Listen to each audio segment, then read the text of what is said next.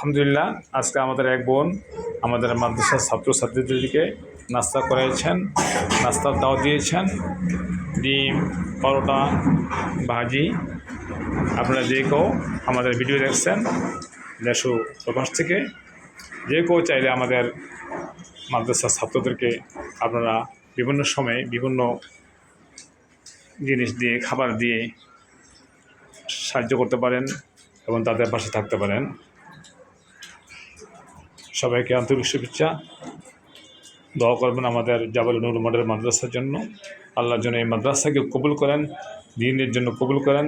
খালেস নিয়তে আমরা যেন খেদমত করতে পারি, তাদেরকে কোরআন ও হাদিসের আলোক জ্ঞান দিতে পারি।